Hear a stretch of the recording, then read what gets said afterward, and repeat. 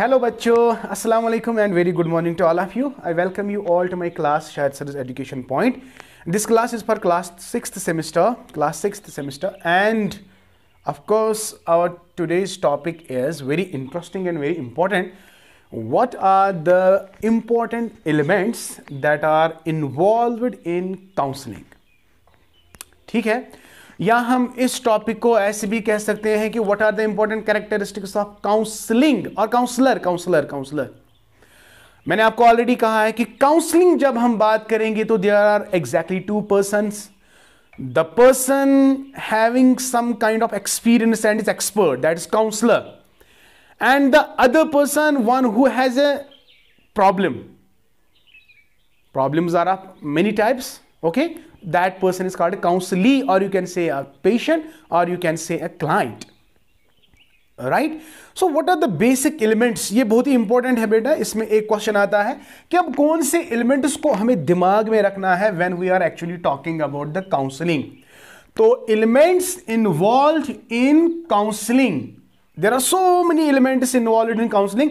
और बहुत सारे साइकोलॉजिस्ट्स हैं जिन्होंने अलग अलग कंपोनेंट्स को बताया है, अलग अलग एलिमेंट्स के नाम दिए हैं. लेकिन जनरली हम बात करेंगे जनरल एलिमेंट्स क्या है. और दो साइकोलॉजिस्ट्स हैं, वन इज ऑरबकल एंड कटेल. तो ये दो आपको याद रखने हैं, बाकी आपको याद रखने की जरूरत नहीं है. और जनरली आपको ये 8 एलिमेंट्स याद रखने हैं. इन 8 पॉइंट्स को हम अलग अलग से एक्सप्लेन करेंगे. इसका क्या मतलब है, आपको कोई कंफ्यूजन नहीं होना चाहिए. ये जो पार्ट है ना, ये क्वेश्चन जो है, इसको हम इंपॉर्टेंट या what are the important characteristics of counsellor. Counsellor वो बंदा है जो काउंसलिंग करेगा, वो एक्सपर्ट में काउंसलिंग में एक्सपर्ट की कौन सी बेस्ट क्वालिटीज होनी चाहिए. तो ये भी एलिमेंट इसमें आएगा. समझ आया बेटा? तो ये क्वेश्चन एक है लेकिन आंसर 2 का है. एलिमेंट्स इन्वॉल्वड इन काउंसलिंग, और you can say role of a counsellor, ये भी हम लिख सकते हैं, रोल ऑफ ए काउंसलर. तो चलते हैं, स्टार्ट करते हैं. नंबर फर्स्ट इज काउंसलिंग में 2 persons are involved. One is the counselor, another is the client or counselee or patient. Already I have told you these are human elements. अब आप मुझे बोलो कि काउंसलिंग की जो जॉब है, is it possible without these 2 elements? Human element नहीं होगा तो फिर किसकी काउंसलिंग करेंगे? काउंसलिंग इंसानों को करते हैं ना, काउंसलिंग इंसानों को करते हैं, जानवरों को थोड़ी ना काउंसलिंग करेंगे. तो काउंसलिंग में बेटा पहला ही जो एलिमेंट है, element that is human element. तो ह्यूमन एलिमेंट क्या है? 2 persons are involved, one is the counsellor, another is the client. हो गया clear? Very good. Second point जो है, अब यहां से स्टार्ट होता है role of a counsellor. Human element, counsellor and counsellor. आपको पता है कि काउंसलर एक ऐसा बंदा है जो एक्सपीरियंस्ड होता है, जो एक्सपर्ट होता है, इसके पास बहुत सारे काउंसलिंग स्किल्स होते हैं, जिसकी वजह से, जिसकी मदद से वो काउंसली जो है उसकी प्रॉब्लम को सॉल्व करता है. तो इसकी कौन कौन से बेस्ट क्वालिटीज होनी चाहिए? Number first, warmth. He must accept the client. कहते हैं ही वार्मली वेलकम्ड मी. तो इसका मतलब क्या है? He has to accept the patient. आपने बहुत सारे ऐसे डॉक्टर्स को देखा होगा कि जब वो किसी ऐसे मतलब पेशेंट को देखते हैं तो उनका मूड खराब हो जाता है. चलो उनको छोड़ो, दूसरा पेशेंट लाओ, है ना, करते हैं ना ऐसा बिहेवियर. नहीं, चाहे पेशेंट कैसा हो, काला हो, गोरा हो, खूबसूरत हो, बदसूरत हो, जो भी है, इमोशनल स्टेबल है, इमोशनल इनसे whatever, but patient is a patient. Counsellor की एक क्वालिटी होनी चाहिए, ही शुड और शी शुड. अगर कल आप काउंसलर बनोगे तो आपको ये दिमाग में रखना है कि पेशेंट जो है वो मेरे लिए, हर कोई पेशेंट एक जैसा है. I have to treat every patient very nicely. Are you getting my point? तो we have to accept the patient, whether the patient is good, whether the patient is bad, whether the patient is emotionally strong or emotionally weak, whatever. I have to warmly accept that. So ये quality होनी चाहिए किसका? Counsellor का. तो अक्सर जो हमारी माएँ होती हैं या हमारी नानी दादी, जब वो डॉक्टर के पास जाते हैं वो कहते हैं वो डॉक्टर कितना अच्छा था, उसने मुझे ऐसे बात की तो मैं बिल्कुल ठीक हो गई। तो ऐसा भी हमें सुनने को मिलता है। कभी कभी हम कहते हैं कि नानी जब डॉक्टर, हाँ वो डॉक्टर नहीं था, वो उसको बात करने का तरीका नहीं है, मैं क्यों गई। अगर डॉक्टर कितना भी नॉलेजफुल हो, कितना भी स्किलफुल हो, लेकिन पेशेंट के साथ वो उस तरह से बात नहीं करेगा तो पेशेंट को वो फीलिंग ही नहीं आएगी कि मुझे डॉक्टर के पास जाना चाहिए कि नहीं जाना चाहिए, इतना रूड बिहेवियर मुझे दिखाता है। तो याद रखना है बेटा, there is always a psychological impact. Doctor का इम्पैक्ट होता है किस पे, पेशेंट पे। यस, ये हमेशा याद रखना है बेटा। कभी कभी डॉक्टर्स कहते हैं कि ना we must be very rude to the patient, लेकिन कभी कभी कहते हैं कि ना समटाइम्स जो डॉक्टर्स होते हैं they must be very soft hearted. Are you getting my point? But so far as surgeons are concern, मेरा डीवे टॉपिक हो गया लेकिन इट्स इंपॉर्टेंट। सर्जरी के वक्त you must be very brave and hard. अगर वहाँ पे आप सॉफ्ट होगे तो it will be a kind of danger, right? तो चलते हैं, ये आपको तो समझ आ गया कि भाई वार्मथ का मतलब क्या है। Whatever the patient is we have to accept, we have to welcome the patient, right? Okay, warmth. Okay, warmth is related with acceptance, तो ये मैंने इसी में लाया, ठीक है? Warmth, acceptance. ये काउंसलर जो है ना उसको अपने पेशे से लव होना चाहिए। He must be very passionate. अगर ये प्रोफेशनल वर्क है, ही मस्ट बिहेव प्रोफेशनली। बहुत सारे ऐसे मैंने बंदों को देखा है, उनका जॉब प्रोफेशनल है लेकिन उनके बात करने का तरीका, उनका कपड़े पहनने का तरीका, उनका behaviour that was quite unprofessional. तो फिर मुझे दिमाग चक्कर खाता है कि भाई ये कैसे प्रोफेशनल जॉब में है ना? तो when you are professional you must behave professionally. Counselling is a professional job, तो you must behave professionally. I hope it is clear to you. Teaching is a profession, तो I have to act like a teacher. तो मुझे ऐसे बात नहीं करनी है कि भाई रूड, में गलत लगेगा जब मैं स्टूडेंट से ऐसे तरीके से बात करूंगा तो स्टूडेंट को ही गलत लगता है, भाई टीचर मेरे साथ ऐसे बात क्यों कर रहा है। नहीं, we have to accept you professionally, we have to accept you because teaching is a profession. समझ आया ना बेटा? तो how we have to talk with the students, how we have to talk with the parents etc. that are associated with this system. तो this is very important. तो acceptance is very, अगर आप patient को accept नहीं करोगे, क्या इसको आप ट्रीट करोगे? आपका डायग्नोज ठीक होगा? नहीं, बिकॉज आपका माइंड सेट तैयार नहीं है कि पेशेंट को आप एक्सेप्ट करो। When you are not ready to accept the patient, आपका डायग्नोज ठीक नहीं होगा, आपका ट्रीटमेंट ठीक नहीं होगा, आई गारंटी यू। तो जब आपके पास पेशेंट आएगा, जब आपके पास क्लाइंट आएगा, जब आपके पास काउंसली आएगा जिसको बहुत सारी प्रॉब्लम है, you have to accept the problems, you have to accept the person. And ये कैसे एक्सेप्ट होगा? वार्मथ बेटा, रैपो बिल्ड करना है आपको एक रिलेशन बिल्ड करनी है between the client and a counsellor. ये काउंसलर जो है इसको एक रिश्ता बनाना है पेशेंट के साथ। जितना ज्यादा ये रिश्ता बेटा मजबूत होगा ना, उतना ज्यादा आपको मतलब इतना ज्यादा इसमें जो प्रॉब्लम्स है वो दूर हो जाएंगे। जो वार्मथ है, रैपो है, हमें देखो पेशेंट की जो प्रॉब्लम है ना, हमें लगना चाहे कि ये हमारी प्रॉब्लम है, तब जाके काउंसलिंग ठीक हो सकती है। अगर आपकी कोई प्रॉब्लम है ना, मुझे ऐसे ट्रीट करना है कि जैसे कि मेरी खुद की प्रॉब्लम है। अगर मैंने इसको इस अंदाज में लिया, that's called warmth, and I will accept the patient, तो इसका मतलब है इसके साथ जो भी मेरा मतलब इसके साथ जो भी प्रॉब्लम्स है वो दूर होने ही होने हैं।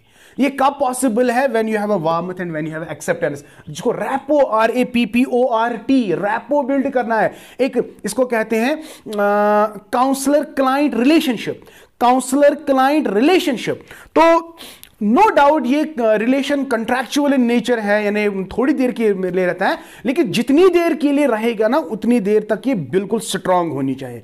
It is just like the father and son relation, mother and daughter relation. Mother को डॉटर के साथ कितनी अच्छी रिलेशन है, डॉटर के पास जितनी भी सारी प्रॉब्लम्स है वो मदर को सुनाती हैं, इसी तरह सन के प्रॉब्लम्स वो फादर को सुनाता है। इसी तरह पेशेंट जो है वो डॉक्टर या थेरेपिस्ट जो होगा, काउंसलर होगा, ये सारी प्रॉब्लम्स उनके साथ शेयर करनी होगी। ये लेकिन ये कब पॉसिबल है? कोई आम इंसान आएगा मेरे पास तो मैं ऐसे इसको प्रॉब्लम सुनाऊंगा नहीं, पहले मुझे इसके साथ एक रिलेशन बिल्ड करनी है। तो मैं ये ज्यादा ही हो गया, तो warmth and acceptance, it's okay, genuine, yes. जब आप वार्मथ एक्सेप्टेंस, आपने पेशेंट को एक्सेप्ट किया, रिलेशन बिल्ड किया, तो जो कुछ भी आप उससे कहोगे that must be genuine. You must not tell lie कि मैं ये करूंगा, मैं वो करूंगा, मैं ऐसे करूंगा, है ना।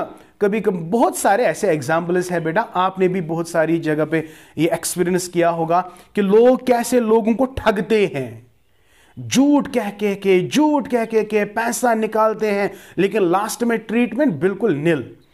बेटा ये काउंसलिंग जो है it must be genuine. Counsellor must never tell a lie to the counselling, no no no. If you know how to treat, tell him और टेल हर, हाँ मैं आपको ठीक कर सकता हूं। तो you should be very genuine with your profession, you should never tell a lie to the client, mind it बेटा।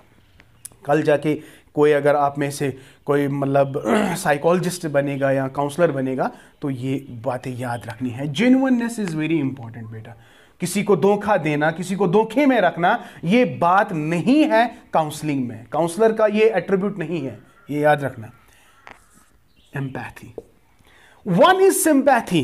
कोई कहता है कोई बात नहीं बेटा, हम आपको प्रॉब्लम सॉल्व करेंगे। ब्यागो नहीं, जब तक मैं आपकी प्रॉब्लम को सॉल्व नहीं करूंगा तब तक मैं बेटा बैठने वाला नहीं हूं। That is empathy. सिंपैथी, हमदर्दी, हां मैं आपके साथ हूं, नहीं मैं तब तक आपके साथ हूं जब तक आपका काम पूरा नहीं होगा। That is empathy. I hope it is clear to you. तो काउंसलर का माइंड ऐसा होना चाहिए, बिहेवियर ऐसा होना चाहिए, he must show empathy with the client, empathy with the student, empathy with the problematic person. ये तब तक उसके साथ है जब तक उसकी प्रॉब्लम को सॉल्व नहीं करेगा। That's what it is called empathy. Empathy, ये याद रखना हमेशा। Genuineness and empathy, these are the very beautiful characteristics of a counsellor. तो एम्पैथी कहते हैं he must put his head into the shoe of a patient. तो ऐसी हमदर्दी होनी चाहिए काउंसलर को काउंसली के साथ।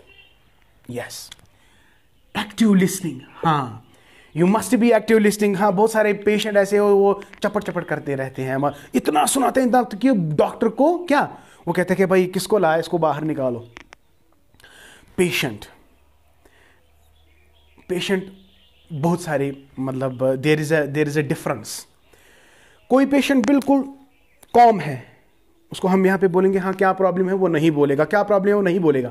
कोई पेशेंट ऐसा होगा जो बोले ही जाएगा। लेकिन बेटा काउंसलर का कैरेक्टरिस्टिक ऐसा होना चाहिए कि he must be active listener.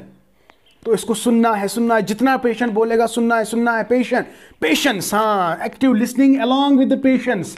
Patience is very important. अगर पेशेंस है तो एक्टिव लिसनिंग तो होगा ही होगा। And last one is counsellor must be emotionally mature. हाँ भाई आपने बहुत सारे काउंसलर्स को देखा होगा जो काउंसलर है लेकिन वो इमोशनली इमैच्योर होते हैं। ना बात करने का तरीका, किसी के इमोशंस के जज्बात की कोई कदर नहीं होती है, वो सबके सामने उनको डांटते हैं। इसका क्या मतलब है, वो उनके सेंटिमेंट्स को, उनके इमोशंस को हर्ट करते हैं। तो when a person hurts the emotions of other person, मान लीजिएगा कि वो बंदा चाहे वो कितना ही highly qualified and highly status वाला बंदा हो, वो इमोशनल इमैच्योर है। इमोशनल मैच्योरिटी का मतलब है when you control your emotions and when you have the ability to control the other emotions. मान लीजिएगा कि मैं एक टीचर हूं, अगर मुझे अपने इमोशंस पे काबू है तो मैं आपकी इमोशंस को भी काबू कर सकता हूं। याद रखना, अगर मैंने इमोशनल लीकेज है, मुझ में इमोशनल लीकेज जिसको कहते हैं, I am not in a position to control my emotions at the right places, तो that means I can not help you to build your emotions. मैं कैसे कर सकता हूं? जब मुझ में कमी है तो आप में से क्या मैं बिल्ड कर सकता हूं? तो जो काउंसलर है, counsellor must be emotionally strong, emotionally mature.